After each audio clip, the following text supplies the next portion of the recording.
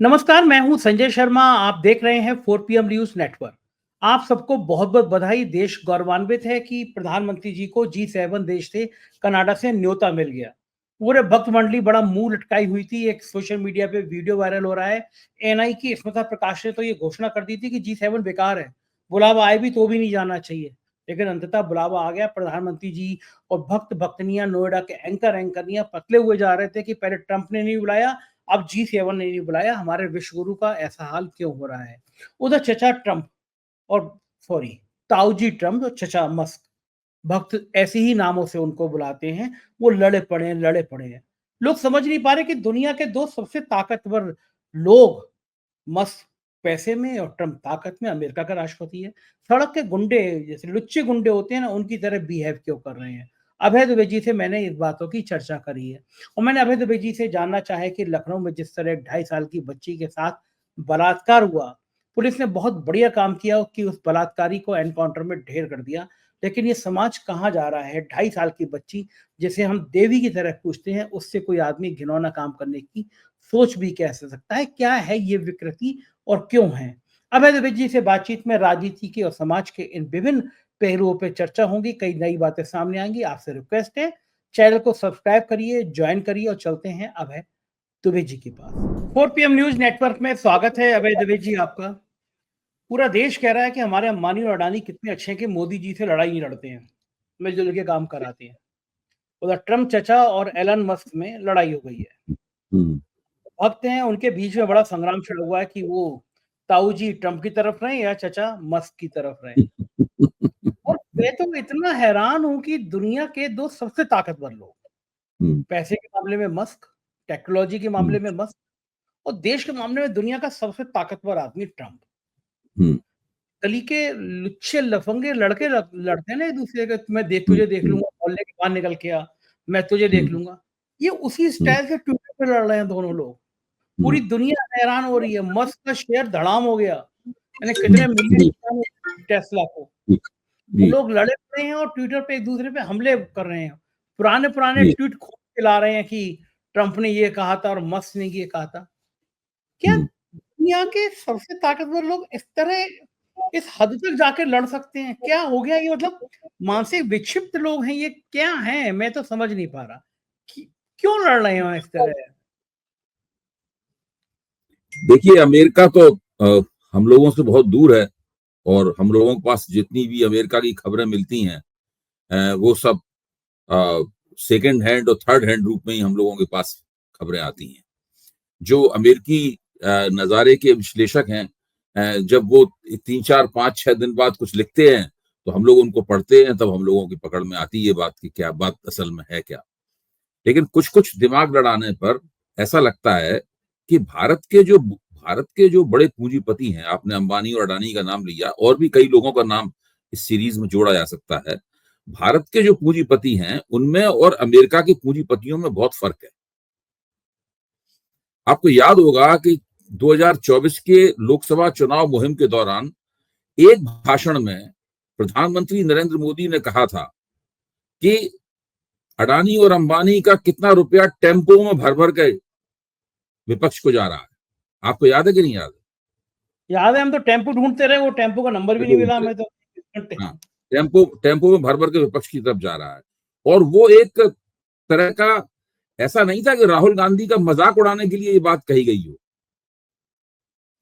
तो राहुल गांधी का मजाक उड़ाने के लिए ये बात नहीं कही गई थी। उस वक्त उनका प्रधानमंत्री का ये स्पष्ट रूप से आरोप था कि जो विपक्ष के ग्राफ में जो बढ़ोतरी देखी जा रही है, वो उस बढ़ोतरी के पीछे हिंदुस्तान के दो बड़े पूंजीपतियों का हाथ, दो बड़े पूंजीपतियों ने जो धन सप्लाई किया है, संसाधन दिए हैं, उसका हाथ है। और सोशल मीडिया पर कुछ जो भारतीय जनता पार्टी के समर्थक और हिंदुत्व समर्थक जो जिनके चैनल चलते हैं, उनमें से उन्होंने ये कहना शुरू कर दिया था कि ये बात बिल्कुल सही है, ये बात बिल्कुल सही है, और जल्दी ही इसका, जब मोदी ने चूंकि एक बात कही है और सार्वजनिक रूप से कही है, तो इसका भंडाफोड़ होना ही वाला है। ये बात भी कहनी शुरू कर दी गई थी। अच्छा, अगर इस बात में क्या सच्चाई थी? अच्छा, इस बात में उस वक्त लगा कि सच्चाई है थोड़ी सी, जब जो बहुत मशहूर शादी की मुकेश अंबानी ने अपने बेटे की, इसके अंदर सुनते हैं कि 5,000 करोड़ रुपया करीब खर्च हुआ, उसका निमंत्रण देने के लिए वो गांधी परिवार में चले गए। सोनिया गांधी से मिले, राहुल गांधी तो उनसे मिलने नहीं आए, लेकिन सोनिया गांधी से तो मिले वो, और उन्होंने उस शादी में आने का निमंत्रण दिया। और हालांकि गांधी परिवार का कोई वहां गया नहीं, लेकिन उन्होंने बाकायदा विपक्ष की सबसे बड़ी पार्टी, उसके नेता और उसका जो सबसे जो नंबर 1 फैमिली उसकी जो है, उसको उन्होंने इनवाइट किया। और ये जब इससे पहले उन्होंने जो अपने परिवार में शादियां की थी, उसमें इस तरीके से उन्होंने निमंत्रण नहीं दिया था। इससे भी अंदाजा लगा कि हिंदुस्तान का जो पूंजीपति वर्ग है, उसका रुझान कुछ कुछ मोदी से हटकर विपक्ष की तरफ हो रहा है। अच्छा, अब मोदी जी का बहुमत भी चला गया, चुनाव नतीजे आए। आप कल्पना कीजिए कि अगर थोड़े से मोदी जी और कमजोर हो जाते, तो यही पूंजीपति जो है पूरी तरीके से मोदी जी के खिलाफ हो जाते। लेकिन जब हम मस्क के किरदार से या अमेरिका के दूसरे पूंजीपतियों के किरदार से भारत के पूंजीपतियों के किरदार की तुलना करते हैं, और अमेरिकी राष्ट्रपति के तौर पर डोनाल्ड ट्रंप के किरदार से और नरेंद्र मोदी के किरदार की तुलना करते हैं, तब हम लोगों को ये अंतर समझ में आता है, भारतीय पूंजीपतियों का काम करने का तरीका अलग है। वो सत्ता से पूरे लाभ उठाते हैं, लेकिन सत्ता से भिड़ने की कोशिश नहीं करते,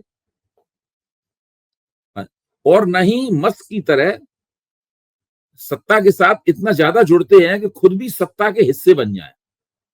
जैसे कि अडानी जी से मोदी जी की बहुत नजदीकी है, मुकेश जी की मोदी जी से बहुत नजदीकी है, इसमें कोई शक नहीं।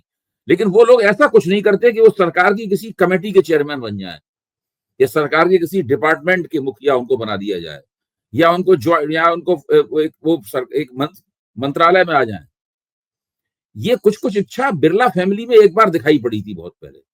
तो बिरला फैमिली के कुछ लोग राज्यसभा में चुन लिए गए थे, और उसमें भी कांग्रेस की मदद थी। ये इस प्रकार की महत्वाकांक्षा विजय माल्या में भी थी। अभी हम लोग विजय माल्या का भी आज जिक्र कर सकते हैं, क्योंकि विजय माल्या की भी एक खबर आई है। उन्होंने खुद ही कहा है, विजय माल्या ने, कि वो हिंदुस्तान छोड़ते समय उनकी अरुण जेटली से मुलाकात हुई थी। बाकायदा संसद भवन गए थे और संसद भवन में घूमे, और अरुण जेटली जो वित्त मंत्री थे, उनसे उनकी मुलाकात हुई थी। और उस वक्त इस बात के बहुत कयासबाजी हुई थी। मैंने टीवी पर भी कई बार इस बात की चर्चा की थी कि आखिरी व्यक्ति जिससे विजय माल्या मिले थे वो अरुण जेटली थे हिंदुस्तान में। ये बहुत चर्चा हुई थी उस वक्त, ये बात बिल्कुल सही। और अब विजय माल्या ने इसकी तस्दीक कर दी है अपनी तरफ से। अब तो बीजेपी को उसका जवाब देना है। बहरहाल मैं दूसरी तरफ चला गया। मैंने कहा कुछ बड़े देश के बड़े पूंजीपतियों में इस प्रकार की महत्वाकांक्षा देखी जाती है कि वो चुनाव लड़ने की कोशिश करते हैं, लोकसभा का नहीं तो राज्यसभा का चुनाव लड़ने की, राज्यसभा के जरिए सत्ता में घुसने की कोशिश करते हैं, और मन में मंत्री बनने की महत्वाकांक्षा होगी भी, लेकिन मंत्री वगैरह उनको बनाया नहीं जाता है। तो ये मुझे मतलब मैं इस तरह तुलना करके देखता हूं। मुझे नहीं लगता है कि भारत में कोई एलन मस्क जैसा कोई पूंजीपति है। हाँ, मोदी जी में और ट्रंप में बहुत समानताएं हैं। मोदी और ट्रंप में बहुत समानताएं हैं, और दोनों एक दूसरे को पसंद भी करते हैं। ये अलग बात है कि आजकल दोनों की नहीं पट रही है। और जो बात पहले जो एक तरह की वो थी, एक दूसरे का हाथ पकड़े हुए घूम रहे हैं, और अब की बार ट्रंप सरकार कर रहे हैं, मोदी इज माई फ्रेंड वगैरह, ये सब की नारेबाजी हो रही है, ट्रंप मेरे दोस्त हैं, मेरे प्रिय मित्र ट्रंप, ये सब बातें आजकल नहीं हो रही हैं, क्योंकि आजकल परिस्थिति बदल गई है।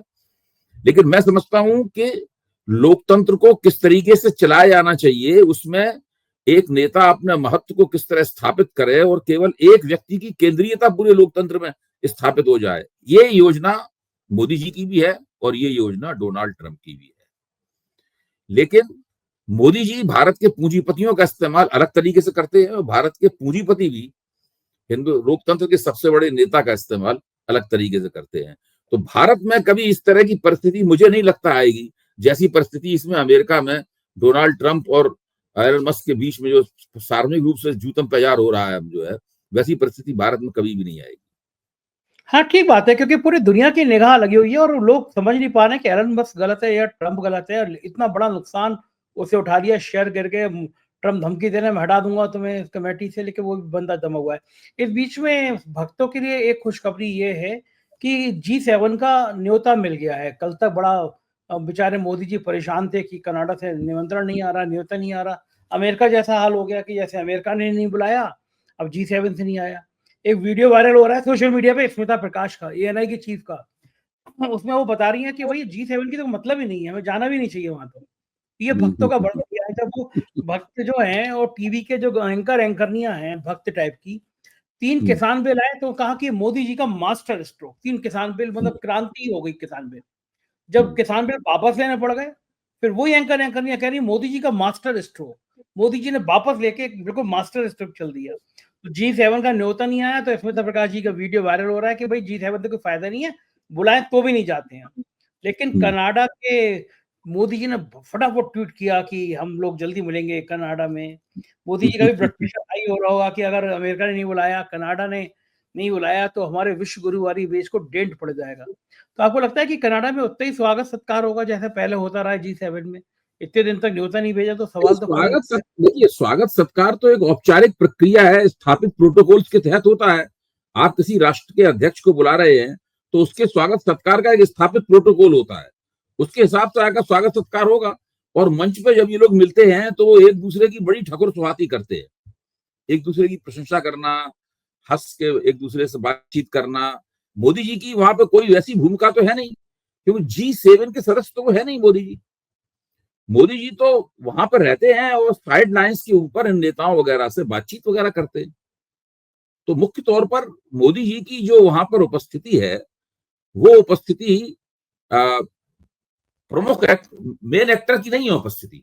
या मोदी जैसे अन्य देशों को, जो और भी देशों को वहां पर न्योता गया है, जो G7 के सदस्य नहीं है, लेकिन G7 के कार्यक्रम में का जो सम्मेलन होगा, उस सम्मेलन के साथ में जोड़कर उसका एक ज्यादा बड़ा मंच वो किस तरीके से बन सके, उस तरह की कोशिश होती है और इस लिहाज से बुलाया जाता है। क्योंकि भारत एशिया की एक बहुत बड़ी अर्थव्यवस्था है, जो चीन के बाद में सबसे बड़ी अर्थव्यवस्था भारत है। बाजार सबसे बड़ा है, अर्थव्यवस्था तो इतनी ज्यादा मजबूत नहीं है, बाजार सबसे बड़ा है। तो उस लिहाज से भारत का बुलाया जाना G7 देशों के लिए लाभप्रद है। एक KRK हैं, बहुत सोशल मीडिया बड़े एक्टिव रहते हैं। आमतौर पे वो फिल्म, उनको ट्विटर पे फिल्म समीक्षा के लिए लोग जाने जाते हैं कि वो फिल्मों की बहुत बढ़िया रिव्यू करते हैं। और मेरे ख्याल से बॉलीवुड क्या में नाम बताया आपने? KRK ट्विटर पे अच्छा, बहुत एक्टिव है वो। तो मेरे ख्याल से बॉलीवुड इंडस्ट्री में जितने लोग हैं वो KRK के ट्वीट जरूर पढ़ते हैं, लेकिन वो पॉलिटिकल भी सटायर बहुत अच्छा करते हैं। मैं उनका एक ट्वीट देख रहा था कि एक थंबनेल बना हुआ था, उसमें लिखा हुआ था मोदी जी का फोटो लगा के, सुप्रीम कोर्ट का फोटो लगा के, नागरिकों को ये जानने का कोई हक नहीं है कि राजनीतिक पार्टियों को चंदा कहां से मिला, मोदी सरकार ने सुप्रीम कोर्ट में कहा। KRK ने लिखा है कि मैं मोदी जी के साथ सहमत हूं, जनता को क्यों जानना है कि किसी भी पार्टी के पास हजारों करोड़ रुपया कहां से आए।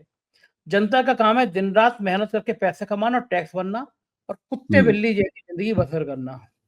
बताइए, अब तो आप सरकार, KRK वही है जो ये कमाल खान है ना, कमाल खान। हाँ हाँ वही कमाल खान है। कमाल खान है, ये फिल्मों में एक आध बार हीरो बनने की कोशिश भी की है इन्होंने। हाँ, वह काफी चर्चे में रहे हैं ये। हाँ, लेकिन जो सवाल ये है कि पार्टियां ये क्यों नहीं बताती कि पैसा कहाँ से मिला। हमारा आप अगर हम 20,000 रुपए से ज्यादा 25,000 रुपए किसी को कैश में दे दें, इनकम टैक्स नोटिस आ जाएगा कि आपने एक दिन में अभय दुबे को 25,000 रुपए कैसे दे दिए। ये हजारों करोड़ रुपया कहाँ से आया, कहाँ खर्च हुआ, ये हिसाब किताब देने को तैयार नहीं है। इलेक्टोरल बॉन्ड का मसला सामने आया, लेकिन कितना खराब है ये। नेता खुद भ्रष्टाचार। संजय जी, ये पूरा मसला भारतीय लोकतंत्र में जो राजनीतिक भ्रष्टाचार है, जो कि भ्रष्टाचार का सबसे बड़ा रूप है, यही मसला उसकी जड़ में है। देखिए, मैं आपको दो, जो घपला क्या है, घपला यह है कि एक पार्टी का उम्मीदवार और उसकी पार्टी, इनको भारत के नियम कानूनों के मुताबिक, दलीय प्रणाली की कानूनों के मुताबिक दो अलग अलग किरदारों में बांट दिया गया।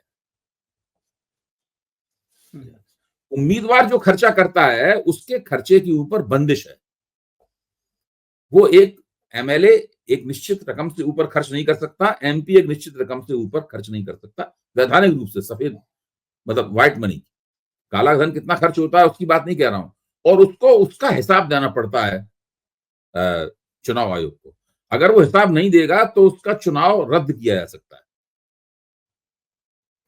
लेकिन पार्टी कितना खर्च करे इसके ऊपर कोई बंदिश नहीं है। एक पार्टी एक उम्मीदवार के ऊपर, अगर उम्मीदवार के ऊपर करोड़ों करोड़ रुपए, 100 करोड़ रुपए, 200 करोड़ रुपए खर्च कर सकती है उसके चुनाव के ऊपर, उसके ऊपर कोई बंदिश नहीं है। पार्टियां कितना भी चंदा ले सकती हैं, उनके ऊपर किसी किस्म का टैक्स नहीं लगता है उनके ऊपर। और उनको अपने उसको चंदे का जो स्रोत है, मतलब उसको सार्वजनिक रूप से बताने के लिए वो बाध्य नहीं है। कितनी भी आरटीआई डालिए, आपको उनका जवाब उसमें नहीं मिलेगा। और यही है देश में राजनीतिक भ्रष्टाचार का सबसे केंद्रीय प्रश्न, कि पार्टियों को ये छूटें क्यों मिली हुई हैं। पार्टियां कानून के सामने, हमारे कर कानून के सामने, कर प्रणाली के सामने जवाबदेह क्यों नहीं है पार्टियां। ये एक बहुत बड़ा मसला है जो इस वक्त उठाया जा रहा है। ये बहुत महत्वपूर्ण बात है। देखिए, जब इलेक्टोरल बॉन्ड थे, जब इलेक्टोरल बॉन्ड के बारे में आरटीआई डाली जाती थी, पूछताछ होती थी, तो फिर उसका जवाब नहीं मिलता था। फिर वो मसला सुप्रीम कोर्ट के जरिए उसका भंडा फूटा। जब सुप्रीम कोर्ट ने उसको गैरकानूनी घोषित कर दिया, उसके बाद निकल के आ गया कि किसने कितना पैसा इलेक्टोरल बॉन्ड के तौर पर किन किन पार्टियों को क्या क्या दिया है। इतना पहले जरूर निकल के आ जाता था कि इलेक्टोरल बॉन्ड से भाजपा को इतना रुपया मिला है, कांग्रेस को इतना रुपया मिला है, टीएमसी को इतना रुपया मिला है, डीएमके को इतना रुपया मिला है, और समाजवादी पार्टी को और बीएसपी को इतना रुपया मिला। ये सब निकल के आ जाता था। ये चीज आज भी निकल के आ जाती है। इतनी चीज आज भी निकल के आ जाती है कि भारतीय जनता पार्टी के कॉफर्स में, भारतीय जनता पार्टी के अकाउंट में कितना माल है, कांग्रेस के अकाउंट में कितना पैसा है, या किस पार्टी के अकाउंट में कितना पैसा है, यहां तक कि सीपीआईएम और बीएसपी के अकाउंट में कितना पैसा है, ये भी सार्वजनिक रूप से आ जाता है और अखबारों में कभी कभी इसकी खबर भी छप जाती है। लेकिन वो रुपया आया कहां से, ये नहीं बताया जाता बिल्कुल। बीच में तो कुछ कंपनियों की डिटेल आई थी, खासतौर से कोविड वैक्सीन बनाने वाली कंपनी की डिटेल आई थी कि उसमें वैक्सीन बनाने वाली कंपनी ने कितना हजारों सैकड़ों करोड़ रुपया चंदा दिया बीजेपी को। नतीजा ये हुआ कि इस समय भी जो लोग हार्ट अटैक से मर रहे हैं, खड़े खड़े गिर जा रहे हैं। रिपोर्ट आई कि एक वैक्सीन भी इसका एक कारण हो सकता है, ऐसा लोगों में चर्चा हुई। समझ नहीं आ पा रहा था लोगों को हार्ट अटैक से क्यों मर गए। लेकिन ये पार्टियां जब इतनी बेशरम हो जाएंगी, कोई भी पॉलिटिकल पार्टी बताएगी नहीं कि उन्हें पैसा कहां से आया, तो क्या एक बड़ा जन आंदोलन भारत में खड़ा करने की जरूरत पड़ेगी? क्या आम लोग खड़ा कर पाएंगे? क्या कोई अन्ना आपको याद जैसा होगा कि जयप्रकाश नारायण के नेतृत्व में संपूर्ण क्रांति आंदोलन चला था। जब 1974 की बात बता रहा हूं, जब जयप्रकाश नारायण के नेतृत्व में संपूर्ण क्रांति आंदोलन चला था, तो उसके कुछ मुद्दों में ये एक बहुत महत्वपूर्ण मुद्दा था।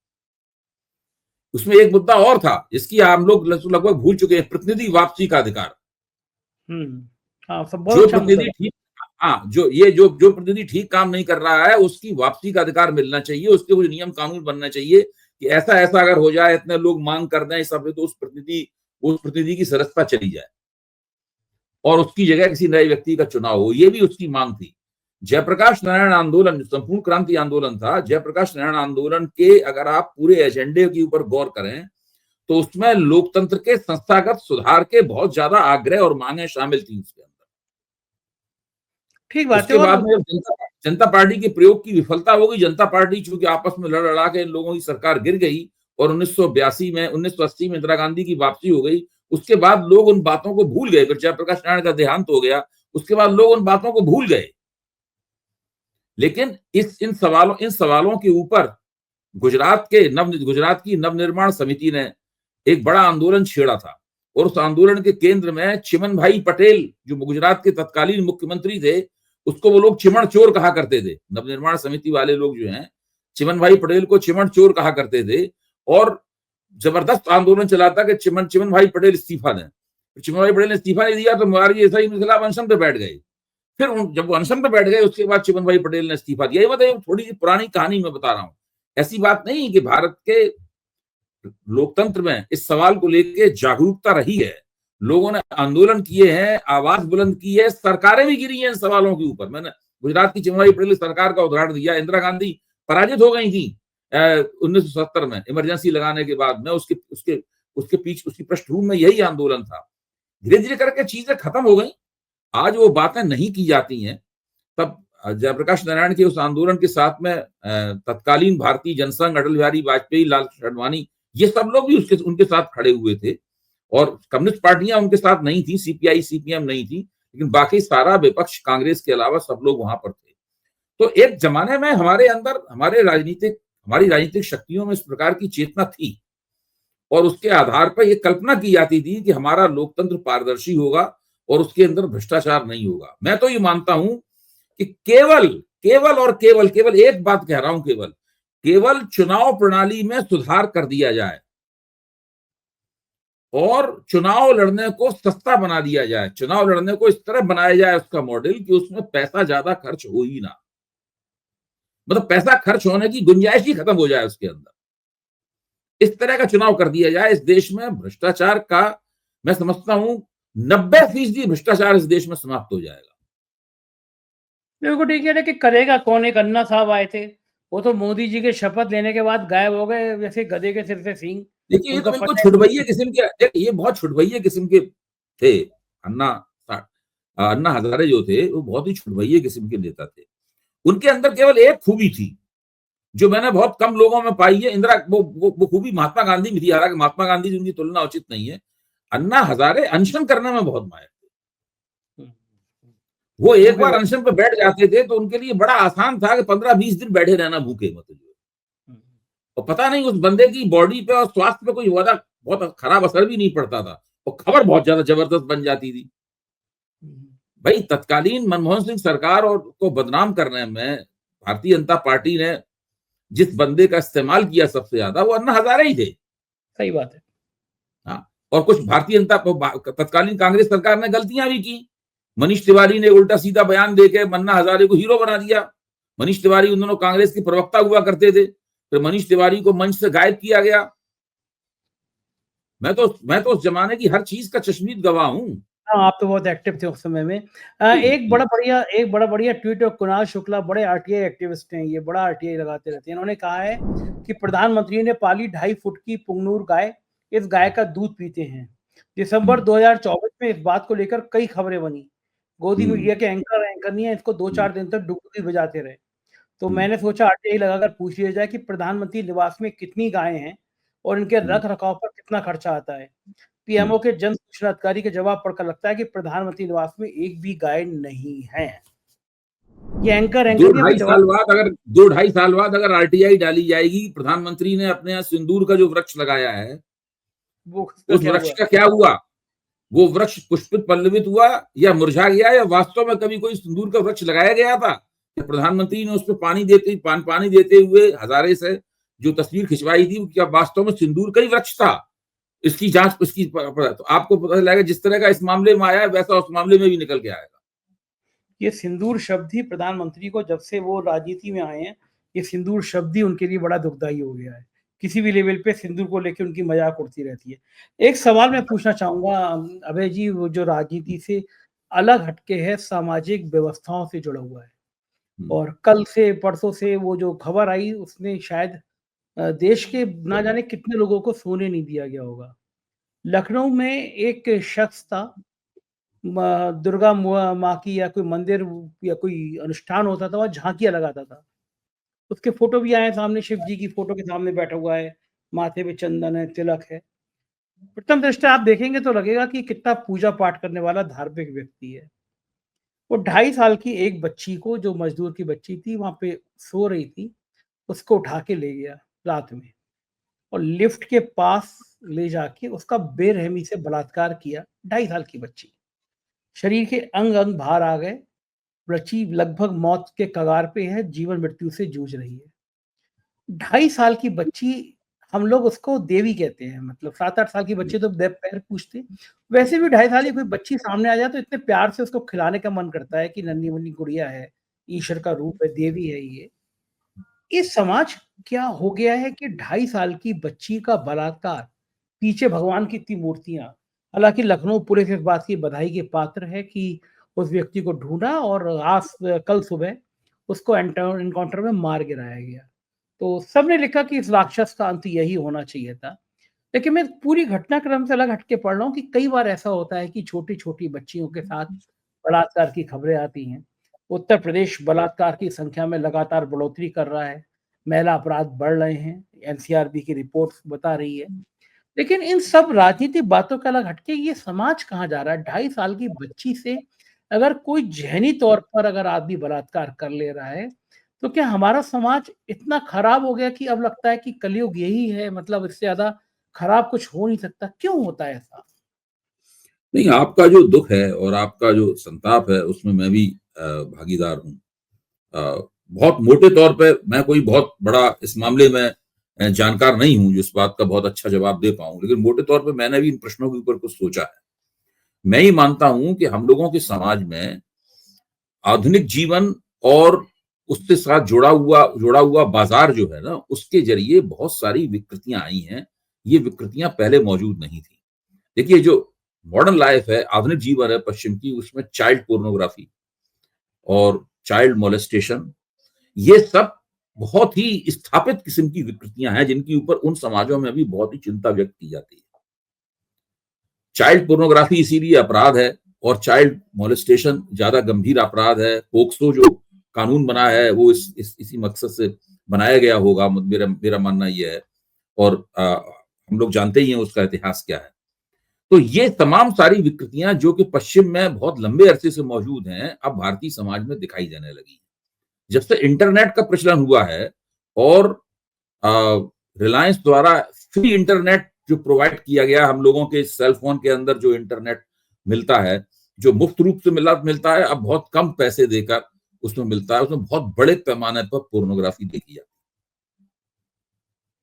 और चाइल्ड पोर्नोग्राफी भी बहुत ज्यादा प्रचलित है, आसानी से मुफ्त में सब लोगों के लिए उपलब्ध है। तो ये जो यौन कुंठाएं हैं, काम वासनाएं हैं, ये इन सबों की जो एक मिली-जुली भीषण किस्म की विकृति है, वो हमारे समाज को भी उसी तरीके से आक्रांत कर रही है, जिस तरह पश्चिमी समाजों को आक्रांत कर रही है। मैं समझता हूँ, ये आधुनिकता जनित विकृतियां हैं। ये आधुनिकता के गर्भ से निकलने वाली विकृतियां। मैं ये नहीं कह रहा हूं कि जो आधुनिकता से पहले के समाज थे उनमें विकृतियां नहीं थी, समस्याएं नहीं थी, वहां भी बहुत सारी समस्याएं थी। उनकी हम लोग निंदा और आलोचना करते हैं। मुश्किल ये है कि आधुनिकता जनित विकृतियों की निंदा और आलोचना हम लोग उतनी तत्परता के साथ नहीं करते, जितनी तत्परता से आधुनिकता के पूर्व के समाज की विकृतियों की करते हैं। और इस बिल्कुल। प्रकार के भारत के पैमाने पर इस प्रकार के अध्ययन भी बहुत कम है, जबकि पश्चिम में इस प्रकार के अध्ययनों की काफी भरमार है। और अध्ययनों के जरिए आप समझ सकते हैं कि वहां पे ये समस्या क्यों है। क्योंकि भारत में अभी अध्ययन होने शुरू ही नहीं हुए हैं, तो अभी हम लोगों के पास पूरा सब निकल के आया नहीं है कि इनके मुख्य तौर पर कारण क्या है और किस किस्म के लोग, किस तबके के लोग। ये भी अध्ययन में होता है कि जिसने ये अपराध किया उसका बचपन कैसे गुजरा, उसके ऊपर क्या बीती थी, या वो किस प्रकार का आदमी था। मतलब कई तरह के पहलू इसके अंदर हैं। यानी जो उत्पीड़ित है और जो उत्पीड़क है, दोनों का ही अध्ययन इसके अंदर किया जाता है, तब समझ में आती है कि असल में बात है क्या। बिल्कुल ठीक बात है। मैं पिछले दिनों दुबई गया था अभय जी, तो मेरे मित्र ने कहा बात ये चल रही थी, तो उसने कहा कि यहाँ तो इतने कड़े कानून है कि आप पोर्नोग्राफी की बात कर रहे हैं, बोले यहाँ हम्म, खुल ही नहीं सकती साइट। तो मैंने टेस्ट हम्म, किया, चेक किया, 8-10 पोर्न साइट्स मैंने खोलने की कोशिश करी दुबई में, तुरंत लिख के आ हम्म, गया कि ये साइट यहाँ नहीं खुल सकती। हम्म, यानी उन्होंने इंटरनेट पे ये बात भी कर दी कि हमारे यहाँ दुबई यूएई में कोई भी पोर्न साइट नहीं खुलेगी। भारत में कई बार सुप्रीम कोर्ट इस बात को सरकार को चेता चुका कि ये पोर्नोग्राफी, ये बच्चों की सेक्सुअल वीडियो फोटो, ये सेक्स की इतनी सारी गंदी पोर्नोग्राफी, ये सब चीजें रोक लो नेट पे। यूएई में रोकी जा सकती है वेबसाइट, भारत में क्यों नहीं रोकी जा सकती ऐसी वेबसाइट? बिल्कुल रोकी जा सकती हैं। लोग गंभीर नहीं है इतने यहाँ पर। बिल्कुल रोकी जा सकती हैं, क्यों नहीं रोकी जा सकती। मैं ये मानता हूँ पोर्नोग्राफी एक विकृति है और पोर्नोग्राफी का जितना भी जो जो समाज जम के उपभोग करते हैं, उनमें उतनी ज्यादा विकृतियां होती हैं। ये विकृतियां भारतीय समाज में, यौन विकृतियां पहले भी थी। मैं ये नहीं कह रहा हूँ पहले के समाज में यौन विकृतियां नहीं थी। अ, हर समाज में यौन विकृतियों का एक बड़ा पहलू होता है, एक प्रतिशत होता है। लेकिन जैसे जैसे भारतीय समाज का आधुनिकीकरण हुआ है और आधुनिकीकरण के साथ साथ बाजारीकरण और पश्चिमीकरण हुआ है, वैसे वैसे ये यौन विकृतियां और लगातार बढ़ती हैं। बिल्कुल ठीक बात है अभय जी, बहुत-बहुत शुक्रिया आपने समय दिया मुझे बातचीत की। Thank you. ये थे अभय द्विवेदी और मुझे लगता है कि ये पूरी बातचीत आपको पसंद आई होगी। आपके प्यार भरे कमेंट का मुझे इंतजार रहेगा। बताइएगा जरूर कैसी लगी ये बातचीत। शुक्रिया, थैंक यू।